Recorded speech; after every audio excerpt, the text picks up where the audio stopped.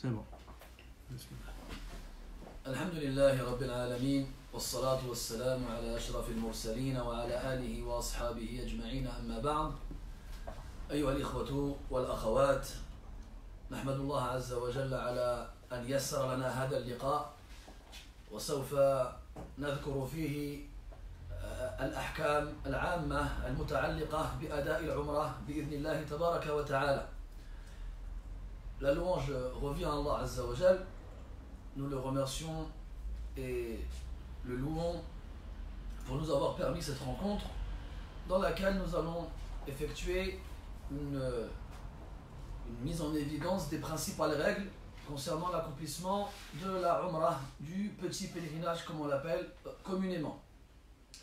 وقبل الشروع في الموضوع نذكر بعض ما يتعلق بالسفر حيث له علاقة وطيدة بالعمرة. Et avant de rentrer dans le vif du sujet, on va commencer déjà à évoquer le voyage car il a un lien assez fort avec les rites du petit pèlerinage. Et pour ولأجل ذلك يجب أن نذكر أمرا مهما وهو ما يسمى بمحظورات الإحرام.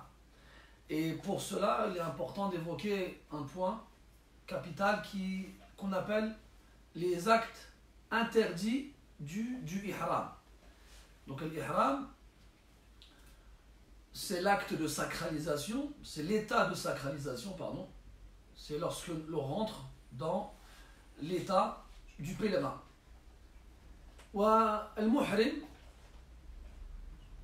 يمنع من فعل بعض الأشياء التي تباح لغيره.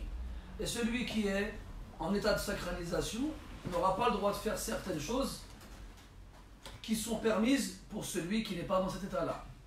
Comme vous le savez, on va faire une escale en Turquie, puis après se rendre à Jeddah et se diriger directement vers Mecca pour accomplir la Umrah, Inch'Allah Ta'ala. Ce qui signifie qu'on va devoir se préparer avant, ce qui signifie qu'on va devoir se préparer pour l'ihram avant d'arriver sur place. والإحرام له صفته وله مستحباته وله محظوراته كما سبق. Et cet état de sacralisation là, il a des éléments qui le précèdent, des actes recommandés. Il a une forme précise et particulière. Et enfin, il a des choses qui sont interdites. Nous, on va faire la Umrah, bi'idhnillahi ta'ala. Donc, lorsque l'on va se mettre en ihram, il va falloir se préparer. Et il y a des mustahabbat. Minha, an ya'khudha al-rajulu wal-mar'atu min sha'ri الشعر الإبطين والعانة. Parmi les choses qu'il est demandé de faire en premier, pour l'homme et pour la femme, le fait de s'épiler, de prendre des poils de son corps, notamment bien entendu on parle des poils d'ici des aisselles. كذلك يسن الاغتسال للإحرام. Il est aussi recommandé de se laver كما يغتسل أحدنا ليوم الجمعة أو للعيد مثلا. De la même façon que l'on se lavera pour faire la prière du vendredi ou encore celle de l'Eid. ثم يسن التطيب طبعا على الجسد وليس على لباس المحرم. فإذا تطيب الرجل ثم ارتدى لباس إحرامه لا حرج عليه في ذلك. أما المحظور فأن يتطيب بعد ما دخل في النسك وبعدما ارتدى لباس الإحرام. Troisième chose qu'il est recommandé de faire, se parfumer. Donc on s'épile, donc les poils des aisselles et du pubis, on procède au lavage rituel et on se parfume. Et bien entendu le parfum ici il est pour les hommes. لأن المرأة لا يجوز لها أن تتطيب خارج بيتها, parce que la femme n'a pas le droit de se parfumer à l'extérieur de chez elle, comme vous le savez. Donc l'homme se parfume le corps directement. Et après, lorsqu'il aura revêtu son vêtement du ihram, il n'y aura pas de mal dans le cas où le vêtement il touchera le corps. Mais mettre du parfum après être rentré dans l'état de sacralisation, cela n'est pas toléré, comme on va le voir par la suite, Inch'Allah ta'ala. ثم يلبي قائلا لبيك اللهم عمرة. Puis ensuite, lorsqu'on arrivera au miqat, donc le miqat c'est l'endroit duquel on doit proférer ce qu'on appelle la talbiya, qui est la formule qui indique l'entrée dans le nusuk. ثمة فرق بين التلبية والنية فكثير من الناس يختلط بينهما وليس أمرا واحدا. Il y a une différence entre la formule d'entrée dans l'adoration, dans le rite qu'on appelle la talbiya, et l'intention. Vous, quand vous êtes venu à l'agence, quand vous avez contacté les frères de l'agence, vous aviez l'intention de faire la umrah déjà. Donc l'intention, laqad uqidat fi qulubikum. Elle a déjà été formulée dans vos cœurs. Là, quand on parle de talbiya, c'est-à-dire qu'on va formuler, on va faire la formule qui indique l'entrée dans le rite. Et qu'est-ce qu'on dira à ce moment-là? On dira tout simplement cette phrase-là, très simple, Labbaik Allahumma umratan. Labbaik Allahumma umratan. On dit ça au moment du passage au miqat. Le miqat, c'est quoi? C'est l'endroit à partir duquel justement on rentre. On doit faire cette formule-là. Et ça, quand on sera dans l'avion, le pilote de l'avion, il va nous dire, ça y est, innana namurru fawqa al-miqat falabbu. Il nous dira à ce moment-là, quand on sera dans l'avion, faites la formule, nous sommes au-dessus du point où on doit la faire. Et à partir de là, on sera muhrimin. Wa 'inda idhin nakunu qad ahramna. Wa 'inda idhin تنطبق علينا هذه المحظورات التي لا يجوز لأحد أحرم أن يرتكبها. Et à partir de ce moment-là, alors il y aura des actions qui nous seront interdites lorsqu'on sera dans cet état-là qui est l'état de l'ihram. وهذه المحظورات تسع محظورات. Il y en a 9. Donc il y a 9 actes qu'il est interdit d'accomplir pour le muhrim. تسمى محظورات من قولهم الحظر وهو المنع. On les appelle ainsi parce que on nous empêche de les faire. من هذه المحظورات أخذ الشعر. Parmi ces actes qui nous sont interdits de faire, le fait de couper ou d'arracher un poil ou un cheveu sur le corps, quel qu'il soit. عمدا volontairement. لذلك استحب قبل الدخول في الإحرام الأخذ من شعر الجسد. C'est pour ça qu'on a dit avant de rentrer dans cet état-là, de se préparer en s'épilant là où il faut s'épiler, comme ça on n'aura plus de poils à enlever à ce moment-là. Donc première chose qu'il est interdit de faire, de s'arracher, de s'enlever des poils ou des cheveux sur l'ensemble du corps, qu'on soit un homme ou qu'on soit une femme. Donc ceux qui ont des barbes, qui n'arrachent pas les poils de leur barbe, ceux qui ont des cheveux, des longs cheveux, qui fassent attention à leurs cheveux, même hatta les poils qu'il y a sur le corps. المحظور الثاني هو تقليم الأظافر. La deuxième chose, le fait de couper les ongles. On ne coupe pas les ongles. الأمر الثالث تغطية الرأس في حق الرجال دون النساء. Troisième chose, le fait de se couvrir la tête. Il n'est pas permis pour l'homme, lorsqu'il est en état de sacralisation, de se couvrir la tête. يجب أن يبقى حاصر الرأس خلافا للمرأة التي لا تتغير حالها بعد دخولها في الإحرام إلا في شيء سوف نذكره لاحقا إن شاء الله تعالى. Donc l'homme ne doit pas se couvrir la tête. La femme, elle, comme on le verra par la suite, son état vestimentaire ne change pas, sauf dans un point qu'on verra plus tard, Inch'Allah ta'ala. الأمر الرابع لبس المخيط وهو عدم جواز ارتداء لباس خيط فيه خط أو فيه خيط عفوا. Quatrième chose pour les hommes toujours وهذا الحظر أو هذه المحظورة كذلك خاصة للرجال. Cet acte interdit ne concerne que les hommes aussi, de porter des vêtements cousus.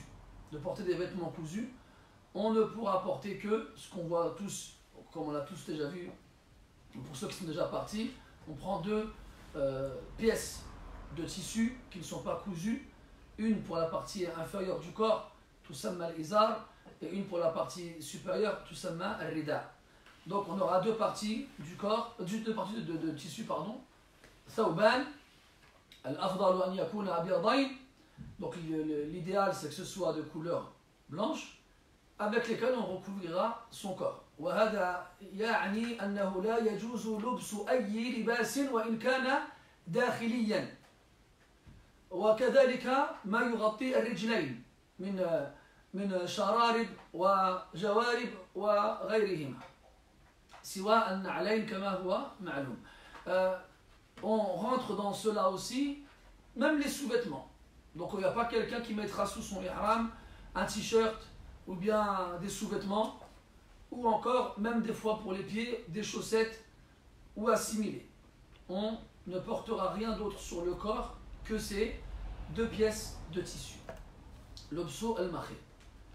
Al-amr al-rabi' al-sayd. وهذا القيد يكاد يكون منعدما في زمننا هذا بفضل الله عز وجل وتيسيره الحج والعمرة على عباده. La cinquième chose, c'est le fait de chasser. La chasse n'est pas tolérée pour celui qui est en état de sacralisation. Et nous aujourd'hui, depuis plusieurs décennies maintenant, alhamdulillah, Allah il a facilité le pèlerinage, le grand et le petit, pour ses serviteurs. Et les gens ne sont plus concernés généralement par ce point-là, as-sayd. Al-amr al-sadis huwa aqd al-nikah. La sixième chose qu'il est interdit de faire, c'est de contracter un mariage. وهذا القيد أيضا من العسير بمكان فعله في زماننا هذا إلا لطائفة قليلة. على كل حال, le sixième point, c'est contracter un mariage. Et ça, pareil, aujourd'hui, les gens sont tellement occupés par les rites qu'ils n'ont pas le temps de se préoccuper du mariage. Donc, dans le cas où quelqu'un vous proposerait d'épouser sa fille, ou bien vous voudriez vous marier avec quelqu'un là-bas, ce n'est pas possible en état d'ihram.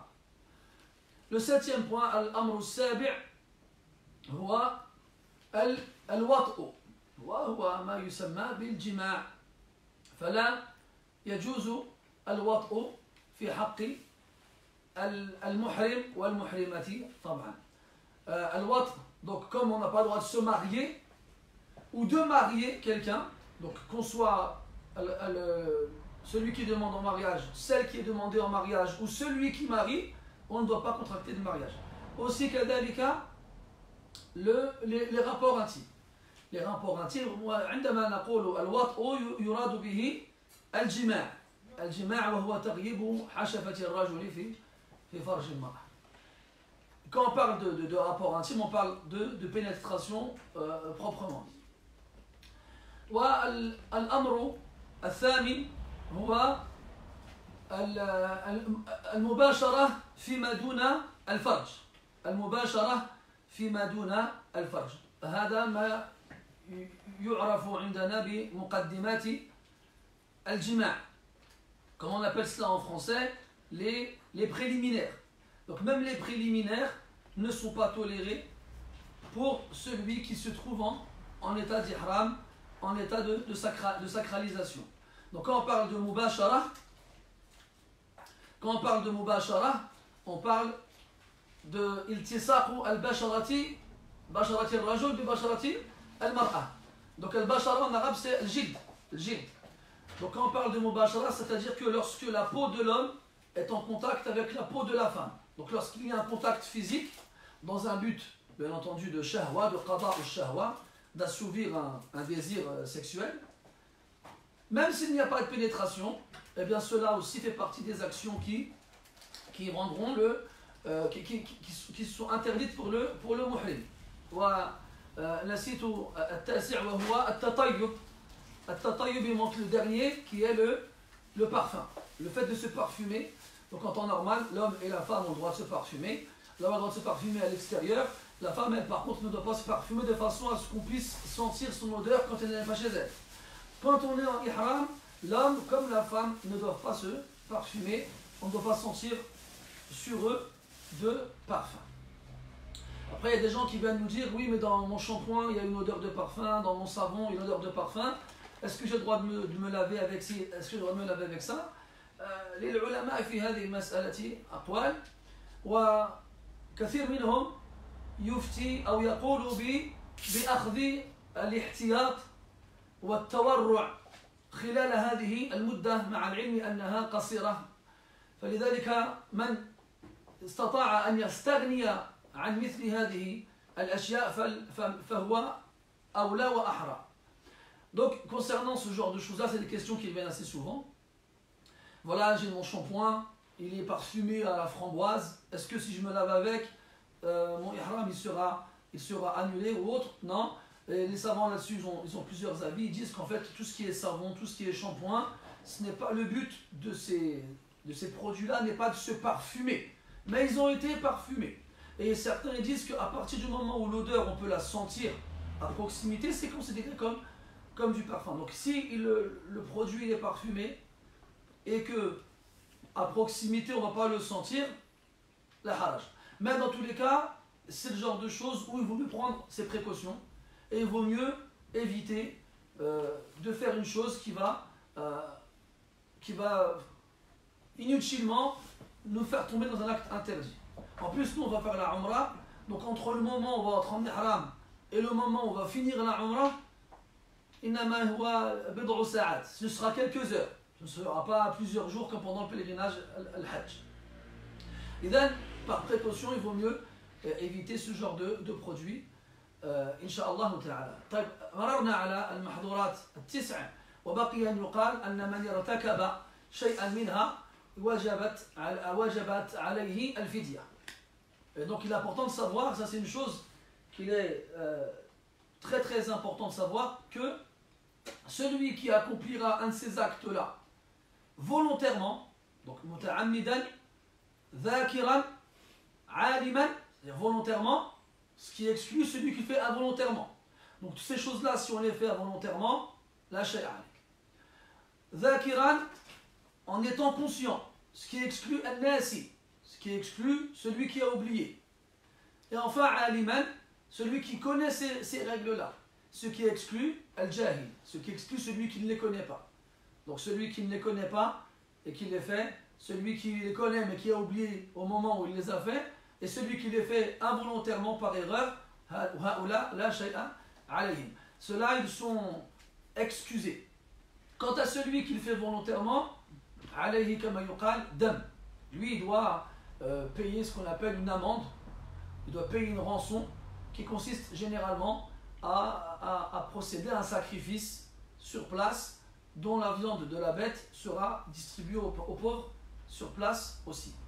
Donc, plutôt que de mettre en péril son ihram, plutôt que de devoir payer une rançon, on fait attention à ces choses-là. وكما قلت لكم قبل قليل إنما هي ساعات قليلة فالمرء يحرص غاية الحرص ألا يقع في شيء من هذه المحظورات وسوف ييسر الله له هذا إن شاء الله تعالى. Donc, comme je l'ai dit tout à l'heure, ça ne sera que quelques heures.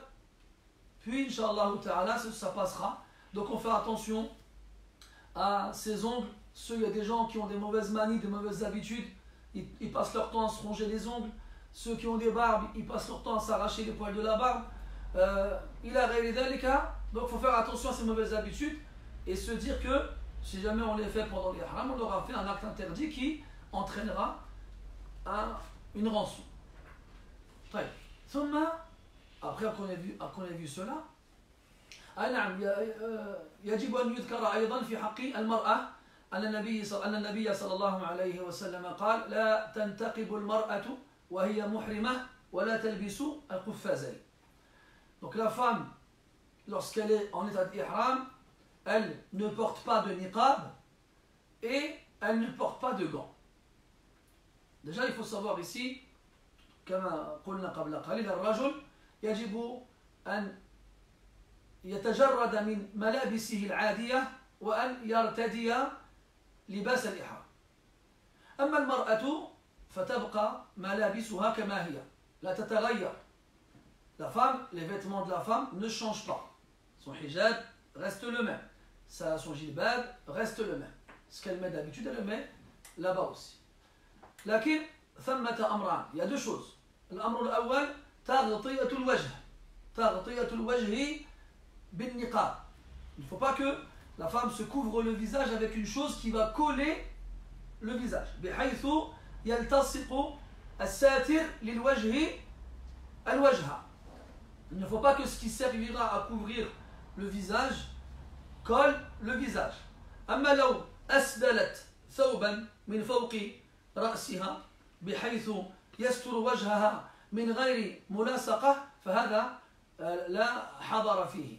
Par contre, si jamais la femme elle porte un vêtement qui recouvre son visage d'en haut sans le toucher, sans le coller, alors il n'y aura pas de mal بإذن الله تعالى. كذلك يقال في القفازين. فلو كانت للمرأة كم واسع وطويل وأدخلت يدها في كمها فلا شيء عليها. أما أن ترتدي القفازين فهذا منهي عفوا عنه. Pareil, on dira pour les gants. Donc si la femme porte des gants, elle ne devra pas en porter quand elle est en ihram.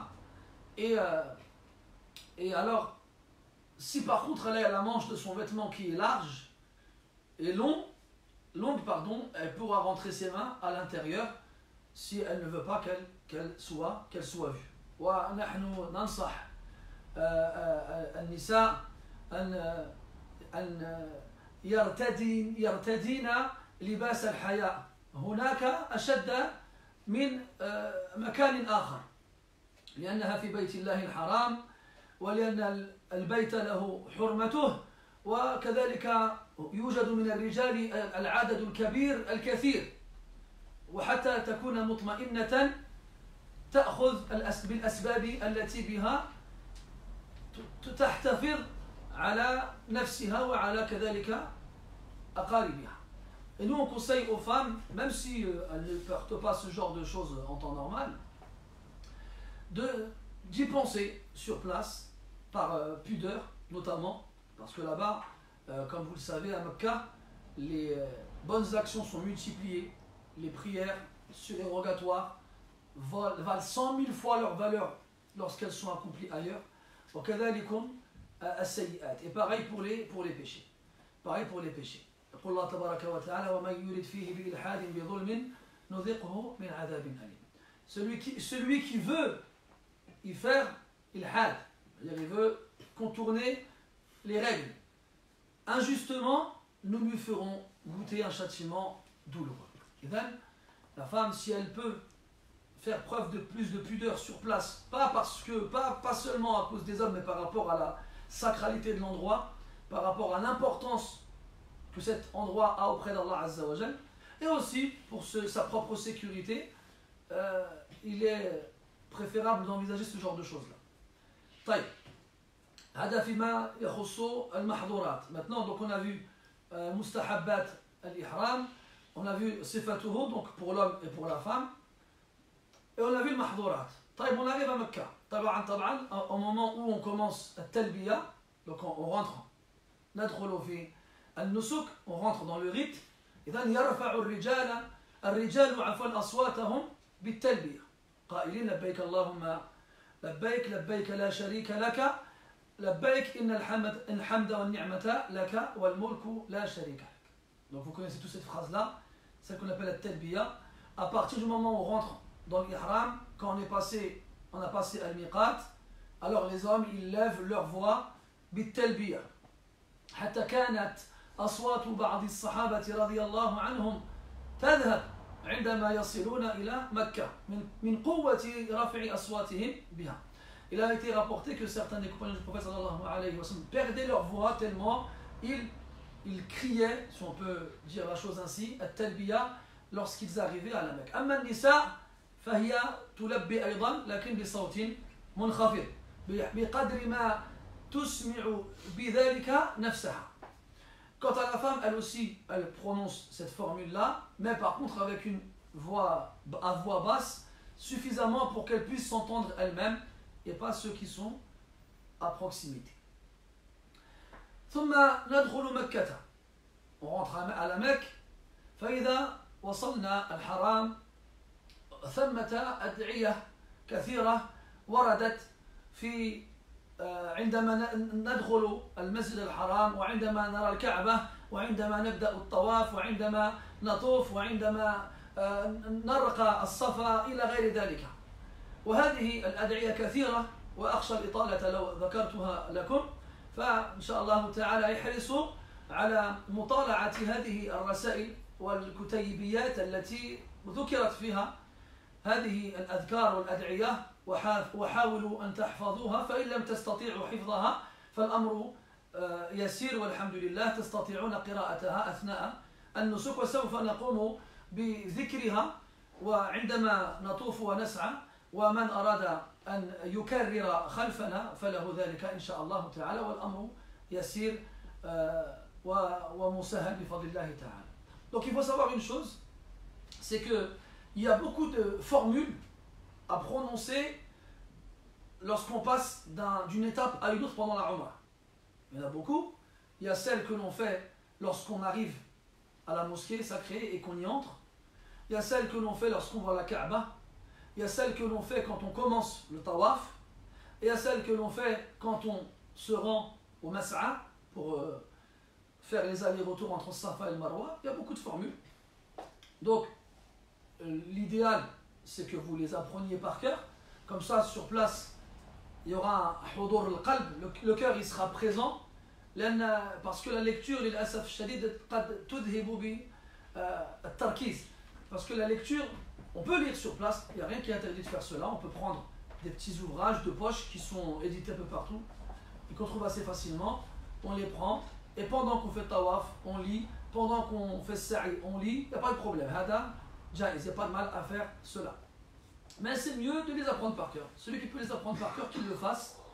Et celui qui a du mal, ولا كان واحد كبير السن لا يقرأ ولا يكتب ولا يقوى عقله على الحفظ لكبر سنه فليطمئن، سوف نعينه على ذلك ونقرئه ونملي عليه حتى ينطق بها سالما بإذن الله تعالى. Quant à ceux qui, pour une raison quelconque, notamment quand on est âgé, ou bien des gens qui ne connaissent pas lire ou écrire, il n'y a pas de problème, il ne faut pas s'inquiéter. Inch'Allah ta'ala, on sera là pour vous les dicter, vous les dire et vous n'aurez qu'à répéter après nous, Inch'Allah ta'ala. طيب على كل حال on rentre dans la mosquée, ندخل المسجد الحرام، طبعا نقدم الرجل اليمنى ونقول كما نقول في المسجد. On rentre avec le pied droit et on dit comme on dit en rentrant à la mosquée. Puis on arrive devant la Kaaba et quand on voit la Kaaba, هناك كذلك هناك أمر مهم جدير بالذكر وهو ما يكثر ذكره في خلاف العلماء بين من يرى بصحة هذا ومن يرى بضعف هذا ومن يقول بكذا وكذا. الأمر واسع إن شاء الله، فلا ينكر بعضنا على بعض. من قرأ في كتاب أو قال خلف إمامه شيئا لا يأتي غيره قائلا هذا القول لا يجوز قوله أو هذا القول لا يصح أو هذا القول كذا وكذا. اتركوا هذه الأمور بارك الله فيكم، إنما هذه المسائل مما يسوغ فيها الخلاف، ولا ينبغي أن ينكر بعضنا بعضا ولا أن ينشغل بفعل وقول غيره. كل يبقى مركزا في عمرته ويستشعر أنه يتعبد لله تبارك وتعالى ويتقرب إليه بعبادة هي من أجل العبادات وأعظمها. Un autre point qui revient souvent pendant le Hajj et la Umrah, c'est les débats et les divergences sur les différences qu'on trouve chez les gens dans leur façon de faire le Hajj ou la Umrah. Donc il faut savoir qu'il existe des divergences. Il y a des savants qui vont considérer certains textes comme étant bons, d'autres qui les considéreront comme étant faibles. Ceux qui diront qu'ils sont faibles, donc ils diront qu'il ne faudra pas le dire. Ceux qui diront qu'ils sont bons, ils diront qu'il faudra les dire. Donc, que personne ne vienne dire « Oui, mais dans mon livre, c'est marqué qu'il faut faire comme ci, ou bien qu'il ne faut pas faire comme ça. » Tant que, alhamdoulilah, on ne ramène pas un madhab qui n'existe pas, tant que, alhamdoulilah, on ramène une façon de faire, une kayfiyya que les ulama acceptent et que les ulama conseillent, alors ce sujet-là est large. Et il ne convient pas de se préoccuper de ce que les autres disent ou font jusqu'à oublier ce qu'on est venu faire ici. On est venu faire la Umrah, on est dans le meilleur endroit sur terre, on est dans l'endroit qu'Allah il préfère sur terre pour y faire la seule adoration qu'on peut faire là-bas et nulle part ailleurs.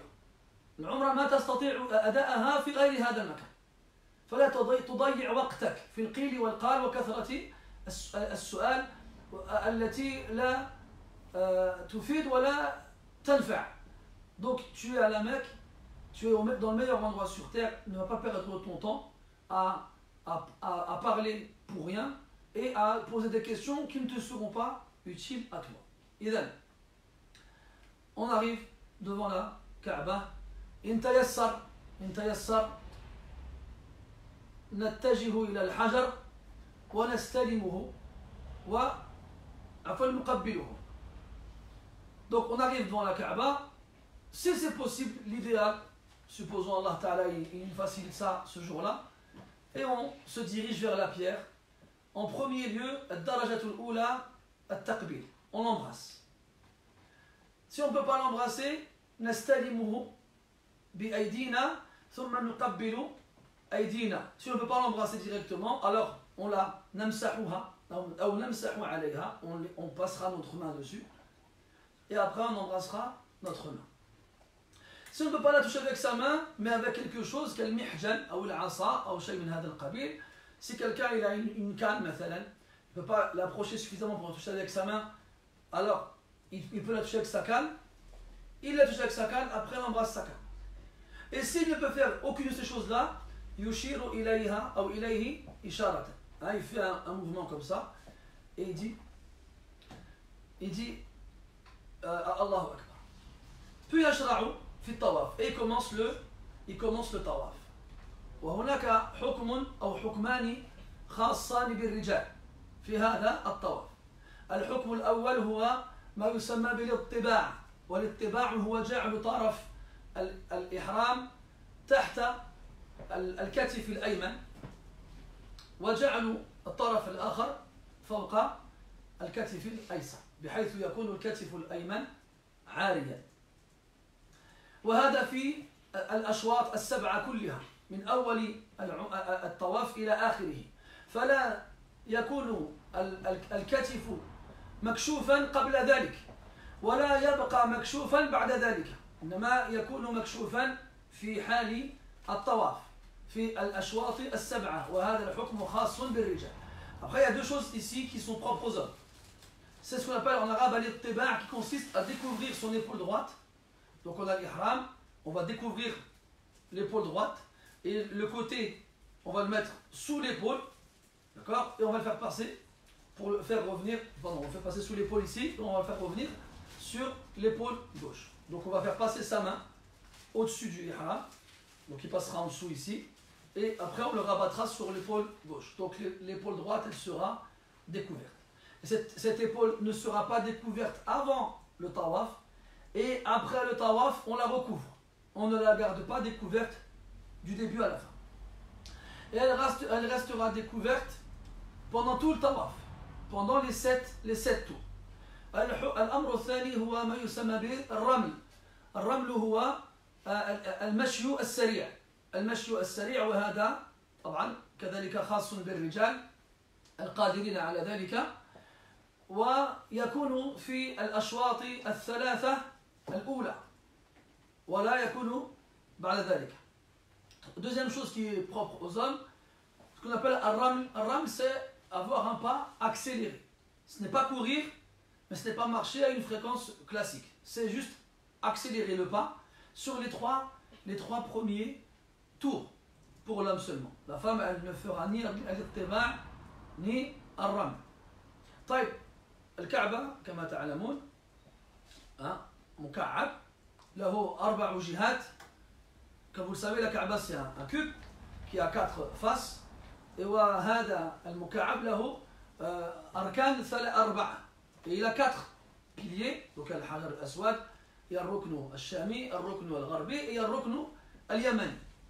Donc le dernier coin avant le Hajar al-Aswad, on l'appelle le Rukn al-Yamani. وهذا يسن استلامه.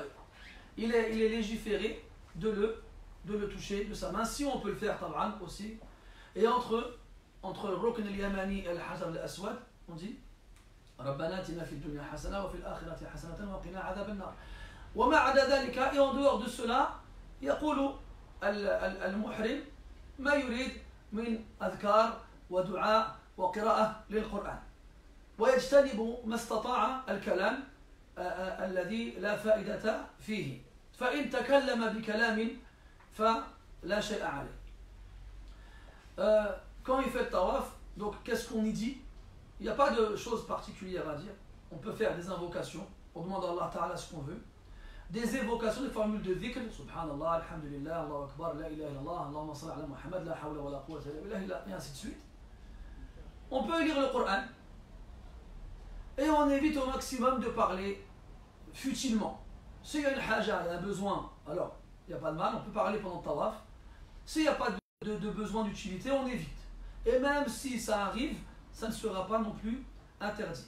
ويشترط أكثر أهل العلم للطائف أن يكون على طهارة. Et la plupart des savants mettent comme condition pour celui qui fait le tawaf d'avoir les ablutions. هذا هو المتعين خروجا من الخلاف. Il vaut mieux avoir ces ablutions sans faire référence à une quelconque divergence par précaution. Et chaque fois qu'on retourne devant الحجر الأسود كما سبق, إن استطعنا تقبيله قبلناه, وإن لم نستطع استلمناه أيدينا, وإن لم نستطع إلى غير ذلك مما سبق ذكره قبل قليل. Chaque fois qu'on retourne devant la pierre, eh bien, si on peut l'embrasser, on l'embrasse. Sinon, on la touche de nos mains. Après, on embrasse les mains. Sinon, on la touche avec une canne si on en a une. Ou bien, on fait un signe, toujours en disant Allah Akbar. Et enfin, après le 7e tour, on se dirige vers ce qu'on appelle Maqam Ibrahim. وَنُصَلِّ خَلْفَهُ إِن تَيَسَّرْ رَكْعَتَيْنِ. Et on prie derrière, comme on a dit, si c'est possible. Rak'atayn, Maqam Ibrahim, c'est cette sorte de cabine dorée qu'il y a du côté de la porte de la Kaaba. Donc si on peut prier derrière, alors on fait Rak'atayn. نقرأ في الركعة الأولى بعد الفاتحة بقل يا أيها الكافرون وفي الثانية بقل هو الله أحد. Donc on lit dans la première rak'a après le Fatiha قل يا أيها الكافرون, puis après dans la seconde rak'a après le Fatiha قل هو الله أحد. Si on ne peut pas la faire, إذا لم نتمكن من أداء هاتين الركعتين خلف المقام مباشرة جاز أن نصليهما أينما نستطيع أداءهما. Si on ne peut pas le faire à l'endroit évoqué, alors on les accomplira n'importe où ailleurs, tant que c'est possible.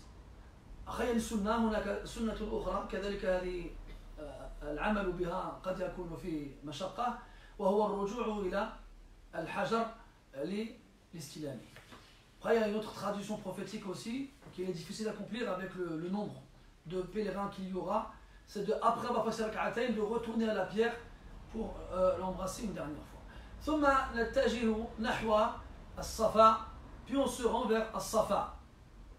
Donc الصفا, vous savez, cette petite montagne qui aujourd'hui elle est inaccessible, on l'a mise derrière des protections. الرجال إذا استطاعوا أن يرقوا فوقه فعل, والنساء في الأصل طبعا نقول لا يرتقين الجبل, لكن اليوم عندما تجتمع الحملات والمجموعات فتبقى النساء مع الرجال ولا حرج في ذلك إن شاء الله تعالى. Donc normalement les hommes, s'ils peuvent monter, ils montent, dans l'idéal, théoriquement, c'est plus possible aujourd'hui. Quant aux femmes, elles restent au pied. Maintenant, comme les groupes ils restent ensemble, ils ne se séparent pas pour éviter de perdre des pèlerins, alors tout le monde va là où le mutawif les emmènera. On monte sur As-Safa de façon à pouvoir voir la Kaaba d'où on se trouve. وكذلك هذا أمر قد يعسر وجوده. Ça aussi pareil avec le monde, avec les nombreux piliers et les nombreux murs qui ont été bâtis par la suite, c'est difficile. على كل حال نستقبل القبلة, on se met dans la direction de la Kaaba.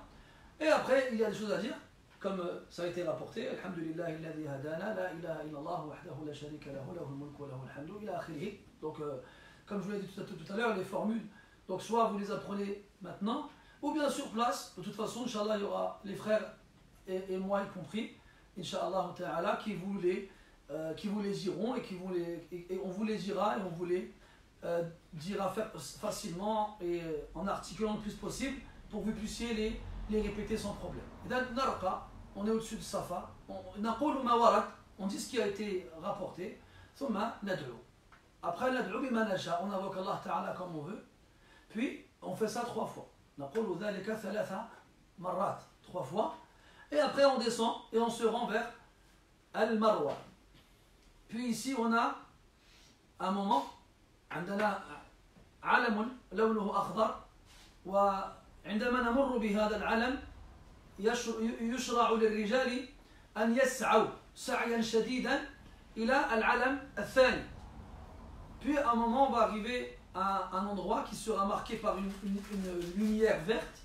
Lorsqu'on arrive à cet endroit-là, alors il est légiféré pour les hommes qui peuvent le faire d'accélérer le pas, de courir vraiment jusqu'au deuxième signe vert et s'arrête sur quelques dizaines de mètres tout au plus. Les femmes ne courent pas. Les femmes ne courent pas. On va dire dans Sa'i ce qu'on a dit dans le Tawaf. Adhkar, on invoque Allah Ta'ala, on évoque Allah Ta'ala, on lit le Coran. ويعد كل شوط أو كل سعي شوط. C'est-à-dire que chaque allée est considérée comme un. Et on doit en faire 7. On doit en faire 7. Donc, بين الصفا والمروة يعد واحدا.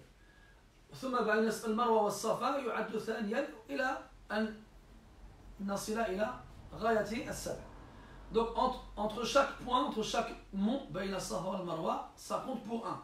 Ce n'est pas l'aller-retour qui compte pour 1, mais c'est chaque point qui compte pour 1. Jusqu'à ce qu'on en fasse 7, et à chaque fois qu'on arrivera à Al-Marwa, on redira ce qu'on a dit sur As-Safa, en se mettant en face à la Kaaba, et on retournera vers As-Safa et on recommencera et on répétera cela 7 fois. Après, on quittera le Masjid al-Haram par Al-Marwa, et là il ne restera plus qu'une seule chose à faire, c'est Al-Halq ou Al-Taqsir. Ce sera pour les hommes raser la tête, wa al-muqaddam, c'est la priorité. Et si les gens tirent à leurs cheveux, et ça c'est une chose qui est normale, hein, même chez les Sahaba radiyallahu anhum, alors ils peuvent raccourcir leurs cheveux de façon homogène. مش واحد يجي يقصر طرف خلف رأسه ويبقي رأسه كما هو من غير أن يمسه. لا. Il ne faut pas comme certains ils font, ils coupent un morceau, je parle des hommes. Ils coupent un morceau ici, ils ont une belle chevelure, ils ne veulent pas y toucher, alors ils coupent un morceau et puis ils laissent le reste. Non, soit on rase la tête entièrement, soit on raccourcit la tête entièrement de façon homogène. Quant à la femme, elle prend de ses cheveux ce qui ressemble en taille à une phalange. وهكذا نكون قد أتممنا العمرة بإذن الله تبارك وتعالى. Et ainsi, on aura fini la Umrah, ce qui prendra, donc, comme j'ai dit tout à l'heure, quelques heures, en prenant son temps, en y allant tranquillement. On n'est pas pressé, Inch'Allah ta'ala. On n'a pas besoin d'être stressé. Grâce à Allah, aujourd'hui, on a beaucoup de moyens. لقد يسر الله لنا من الوسائل الحديثة ما يزيل كثيرا من الأمور الصعبة. وهذا من فضل الله علينا مما يستوجب منا أن نشكر له على هذه النعم. وأفضل ما يشكر dont on dispose aujourd'hui, on se rend compte à quel point Allah nous a fait don de sa grâce à notre époque, parce qu'il y a énormément de moyens, notamment technologiques, qui nous facilitent la tâche à un point inimaginable. Il n'y a que ceux qui ont vu la Umrah et le Hajj avant que ces choses-là n'arrivent qui peuvent en être conscients. Et donc tous ces bienfaits-là imposent de notre part qu'on soit reconnaissant envers Allah Azza wa Jal. Et la meilleure façon de lui être reconnaissant, c'est de lui obéir et de l'adorer comme il nous l'a demandé. وقبل أن أختم أود أن أنبهكم عن أمر مهم، وهو أن هذا السفر، أن هذه الرحلة التي بها سوف تقيمون في خير بلد الله بعض الأيام، يجب أن يكون مقامكم هناك خير مقام، وأن هذا المكان يقصد لعبادة الله تبارك وتعالى. فلا تتركوا هذه الرحلة تذهب سدى وعبثا، لا تضيعوا أوقاتكم في الأسواق والمحلات وفي المطاعم وكأنكم تزورون بلدا من البلدان العادية. هذا بلد الله، هذه البلدة التي أقسم الله تعالى بها في كتابه في عدة مواطن، والتي بكى النبي صلى الله عليه وسلم لفراقها، حتى قال ولولا أن قومي أخرجوني منك لما خرجت. هذا ينبغي أن نستشعره ونحن هناك، كما ينبغي أن نستشعر مثل ذلك عندما نكون في المدينة النبوية. وقبل ذلك سوف نجتمع بإذن الله تعالى حتى أو أذكر هذا الآن ولا تسمع كيفاش أنا أقصد زيارة أنا في المدينة. Donc, juste un dernier point important à citer. Il ne faut pas oublier que ce n'est pas un voyage. Aujourd'hui, le voyage est devenu quelque chose de classique. Donc, on réserve les billets sur Internet, on va à l'aéroport, on va n'importe où sur Terre, quelques heures plus tard, on arrive à destination, on reste quelques jours, on revient chez nous, et en quelques jours, on a fait des milliers de kilomètres, et c'est devenu une chose banale. Mais là, même si le voyage il est facilité, il ne faut pas oublier la destination. Hein, on ne va pas n'importe où, on va à la Mecque, on va à Médine, et c'est les meilleurs endroits sur Terre, des endroits dans lesquels les bonnes actions sont multipliées, des endroits dans lesquels on peut faire des adorations qu'on ne peut pas faire ailleurs, on ne peut pas faire tawaf ailleurs, la prière elle n'a pas la même valeur ailleurs, et les bonnes actions comme les mauvaises elles sont multipliées. Donc il faut garder cela en tête. Aujourd'hui, malheureusement, il y a beaucoup de distractions. On voit les gens, ils passent leur temps au téléphone, ou bien sur leur tablette, ou bien ils font leurs emplettes dans les magasins, comme si ils étaient dans des centres commerciaux ici. Il y a des centres commerciaux là-bas, c'est vrai. On veut se faire plaisir et faire plaisir à nos proches en achetant des souvenirs, il n'y a pas de mal, mais il ne faut pas que ça devienne l'activité principale. Il faut vraiment garder en tête toutes les bonnes actions qu'on peut obtenir sur place. حتى كان السلف رحمة الله عليهم عندما يعتمر أحدهم لا يخرج من مكة إلا وقد ختم القرآن كله قراءة. Par exemple, on voit beaucoup chez les plus prédécesseurs que lorsqu'ils avaient l'occasion de faire la Umrah, ils profitaient de leur séjour sur place pour lire le Coran entièrement.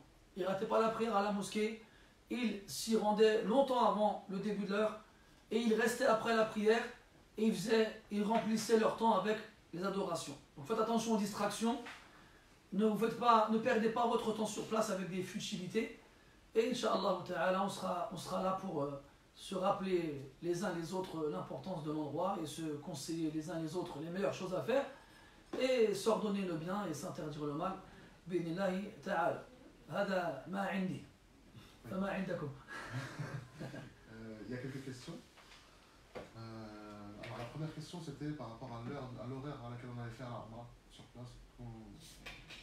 Quand ils vont arriver un peu le matin, le vendredi matin. Donc ils demandaient en fait est-ce que du coup quand ils vont arriver, comme la Umrah on va sûrement la faire donc après la Isha Inch'Allah, on va laisser le Jumu'ah et les Salawat et puis après la Isha Inch'Allah on ira faire la Umrah.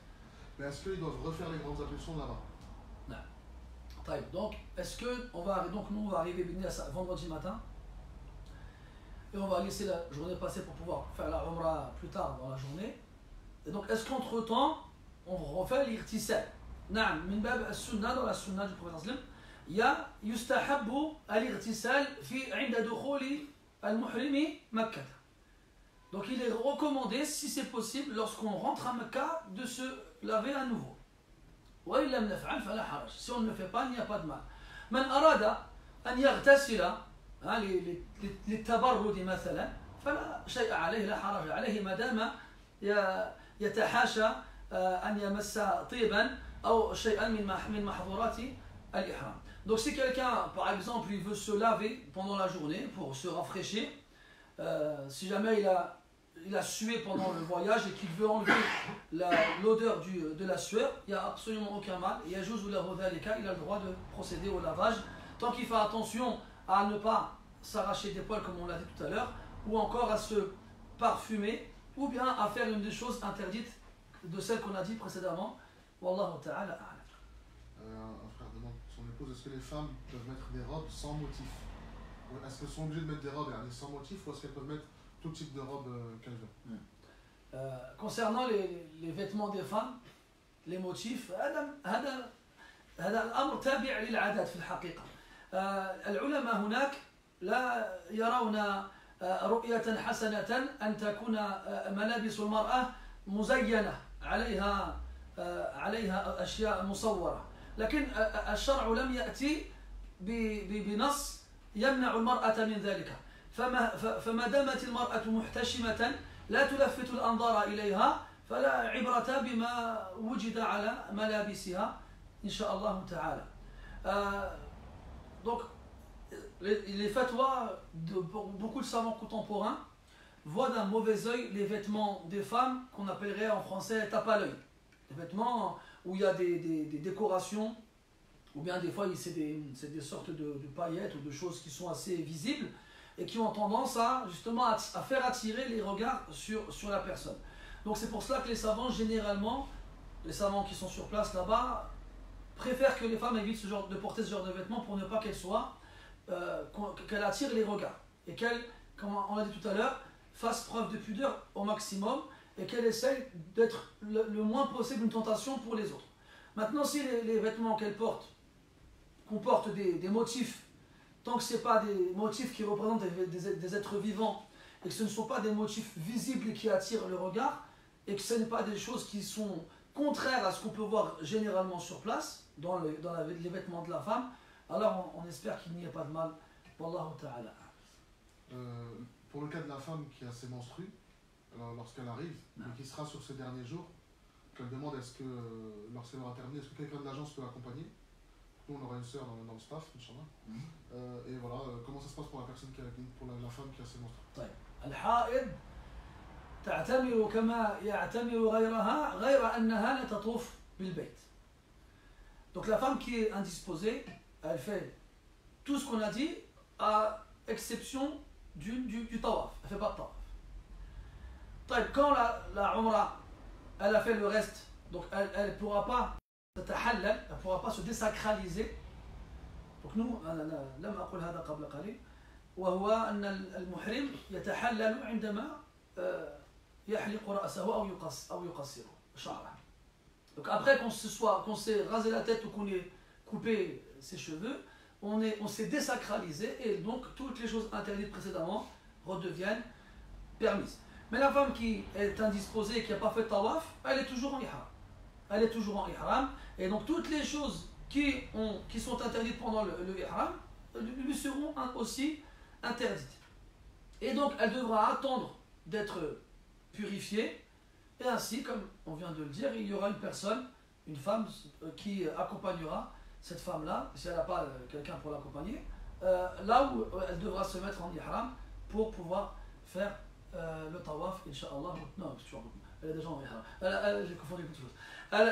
Donc elle pourra l'accompagner pour qu'elle fasse son tawaf, et ainsi elle aura fini sa umrah, Inch'Allah ta'ala. Wallahu a'lam. Peut-on prier le Jumu'ah en habit d'ihram? Est-ce qu'on prie le Jumu'ah en habit d'ihram? Rien n'interdit cela. La yamna'u min dhalika shay'un fima a'lam wallahu ta'ala. Oui, on redemande quand devons-nous porter l'habit d'ihram? À quel moment est-ce qu'ils doivent porter leur habit d'ihram? Donc là, quand est-ce qu'on doit porter le ihram? Ça, c'est une question pratique. Nous, on partira de Roissy. On va faire une escale en Turquie, puis on va arriver à Jeddah. L'escale, donc il y a deux groupes, mais dans tous les cas, l'escale, elle sera courte. Donc pour éviter les imprévus, pour éviter les précipitations, l'idéal pour l'homme, c'est de se préparer. Et le plus simple, wallahu a'lam, c'est de commencer juste en mettant la partie inférieure de l'ihram sous ses vêtements, il met le rida, l'izar, le pagne en français.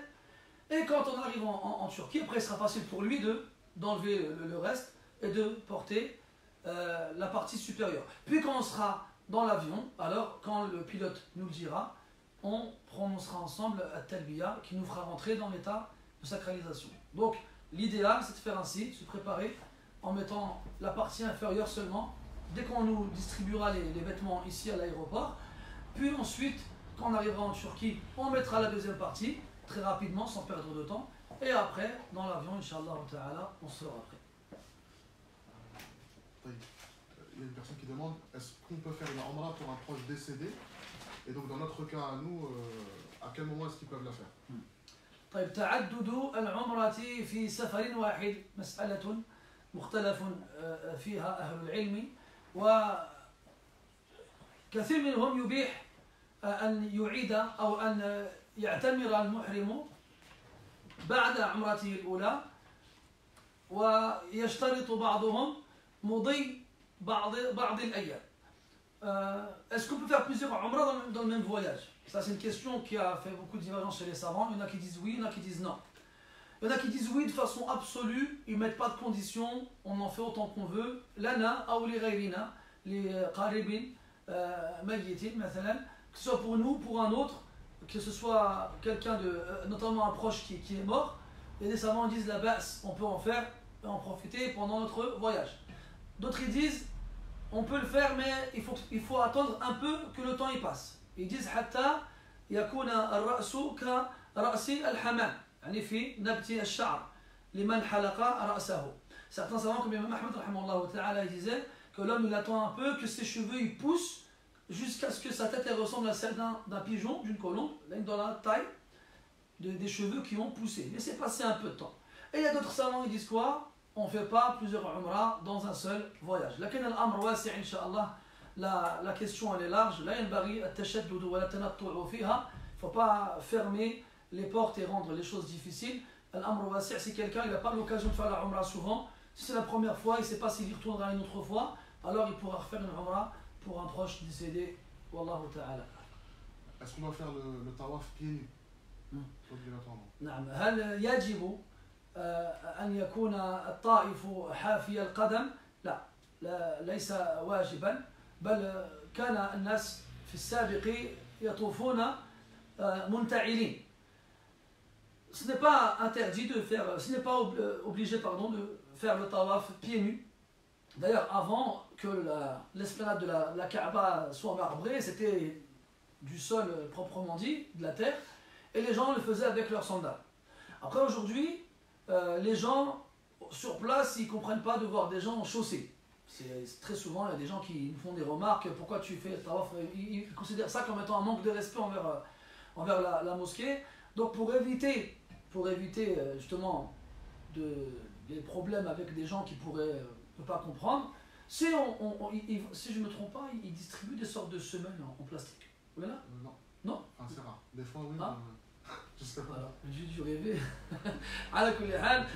Tu peux en acheter à la limite. Tu peux en acheter. Des protège-chaussures de chirurgien. C'est ça, voilà. Donc il y a c'est glissant. À la Kulihal, il n'y a rien qui interdit de faire tawaf chaussé. Si ça n'engendre pas de problème autour de vous, alors il n'y a pas de problème. Après, si ça peut pousser certaines personnes à vous faire des reproches, des remarques, parce que pour eux c'est un manque de respect envers la mosquée, ce qui n'est pas le cas. Mais des fois, pour éviter des problèmes, on peut délaisser des choses même qui sont permises. وقيل اجتماع الأمة على قول مرجوح خير لها من تفرقها على قول راجح. فالتفرق والتشتت أمر مذموم. فترك شيء مباح أو ترك شيء مسنون لأجل نبذ الفرقة أمر مطلوب. Donc même si c'est une chose permise, ou même une fois des choses légiférées, sans que ça ne rentre dans l'obligation, si on sait que ça peut être une cause pour engendrer un mal autour de nous et créer une division entre les musulmans, alors on la délaissera. On la délaissera et, parce qu'il vaut mieux que la Oumma reste réunie plutôt qu'elle ne soit séparée. Et là-bas, il y a des gens malheureusement, ils ne comprennent pas tout, ils ne connaissent pas tout, et on est tous comme ça. Donc on évite de faire des choses qui pourraient faire polémique. Wallahu a'lam. Donc on nous demande, est-ce qu'on peut arriver à l'aéroport en basket ou est-ce qu'on doit avoir tout de suite des sandales, alors il dit des sandales non cousues, peut-être Non. Alors on vient à l'aéroport comme on veut, avec des baskets, des chaussures ou des sandales. Par contre, le principe d'absence de couture ne concerne pas les chaussures. Enfin, je veux dire les sandales. Ce qui va servir à couvrir le pied n'est pas concerné par ce détail-là. Nous, on parle des vêtements. Donc si quelqu'un il porte des claquettes ou des sandales, même si on y trouve des traces de couture, il n'y aura pas de mal, Inch'Allah ta'ala. Puis quand on fait arriver à l'aéroport avec ses baskets, puis après les ranger et les remplacer par des sandales, c'est pareil, quelque chose de large, il n'y a pas de restriction à ce sujet-là. Juste ne pas oublier du coup de prendre une paire de sandales dans son bagage à main obligatoirement pour les frères. Voilà. Ne pas prendre ça dans son bagage en souple. Autrement ils vont être... Je ne sais pas s'ils m'entendent mais... Très bonne remarque de notre frère Mohamed. Donc quand on aura sa paire de chaussures et une paire de sandales, ne pas se tromper et mettre la paire de sandales dans le bagage qui part en soute, parce qu'on ne pourra pas les récupérer après. On les garde avec soi dans son bagage qui partira avec nous en cabine. Comme ça, dès qu'on sera en ihram, on enlèvera ses chaussures et on pourra mettre les sandales, Inch'Allah. Une personne demande, nous serons à l'aéroport, Inch'Allah, durant l'heure du Asr, sachant que l'on vient de loin, par exemple, pour arriver à l'aéroport, est-ce qu'on a une possibilité de faire le Dhuhr et l'Asr chez nous? Chez soi, non. On ne peut pas faire le jam' et le qasr ما دمنا في بيوتنا يجب مفارقة الديار كما قال أهل العلم. On ne peut pas procéder aux excuses rukhas al-safar, aux permissions du voyageur quand on est encore chez soi. Donc à partir du moment où on a quitté nos demeures, de façon à ce qu'on ne les voit plus, alors là on est avec la niyat du safar, avec l'intention du voyage, on est voyageur. On est voyageur et alors à ce moment-là on peut très bien s'arrêter pendant le trajet ou bien après être arrivé à l'aéroport et prier sur place. Mais prier à la maison, non. Là ينبغي أو لا يجوز القصر ما دمنا في بيوتنا. On n'a pas le droit de procéder au regroupement, à la réduction des prières et à leur regroupement alors qu'on est encore chez soi. Allahu a'lam.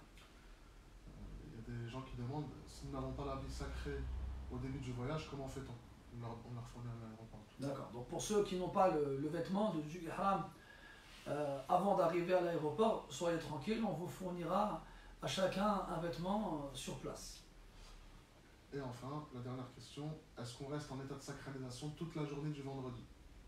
Tant qu'on ne s'est pas désacralisé, c'est ça.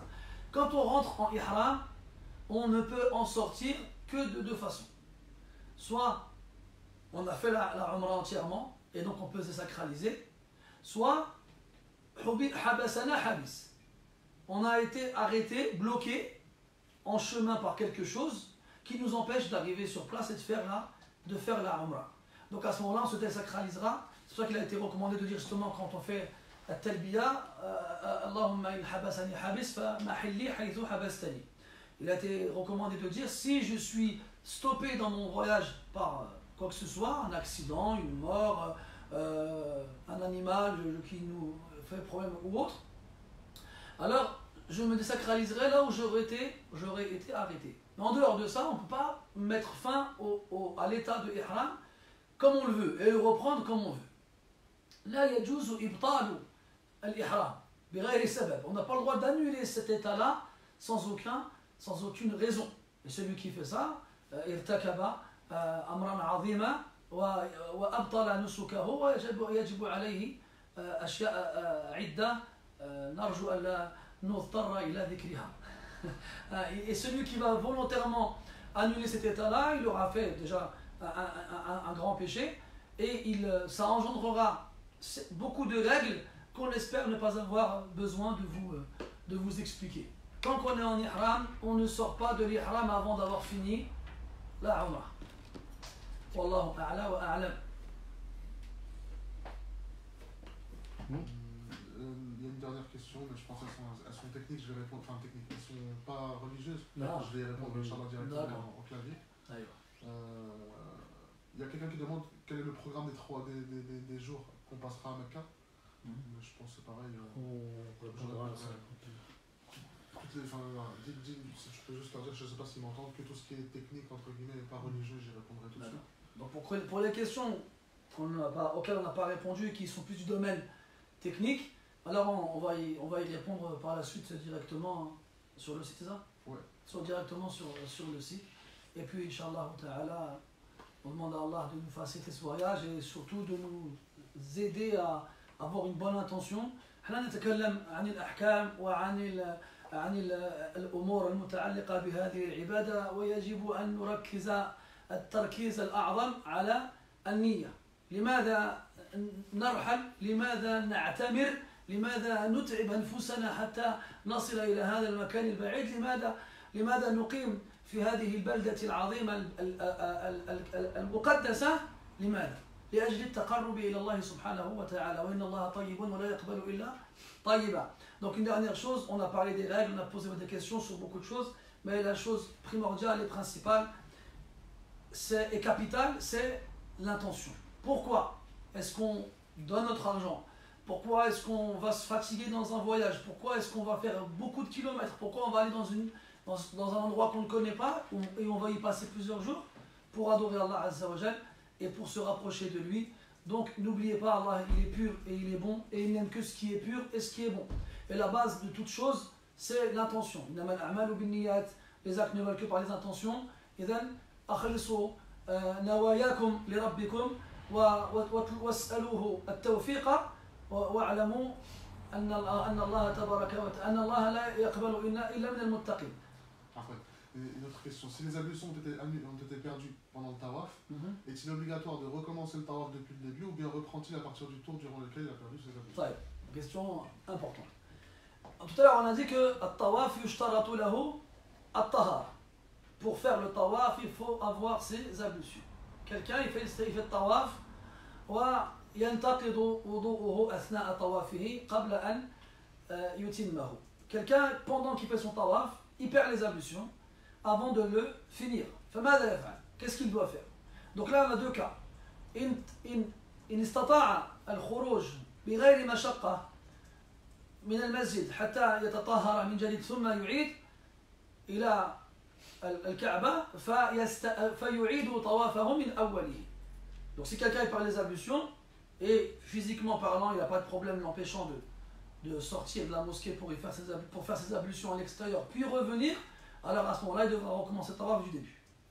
Par contre, si c'est quelqu'un d'âgé, quelqu'un de fatigué, quelqu'un de malade, notamment les gens qui sont incontinents, ils ont fait les ablutions avant de commencer et ils les ont perdus en cours et ça va être une énorme difficulté pour eux de devoir sortir, partir, faire les ablutions et revenir et recommencer.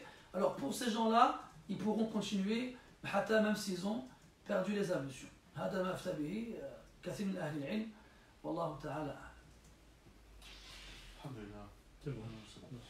طيب on va s'arrêter ici إن شاء الله تعالى. أسأل الله عز وجل أن يوفق الجميع لما فيه رضاه. سبحانك اللهم وبحمدك أشهد أن لا إله إلا أنت نستغفرك ونتوب إليك وصلى الله على نبينا محمد وعلى آله وأصحابه أجمعين والحمد لله رب العالمين وبارك الله فيك.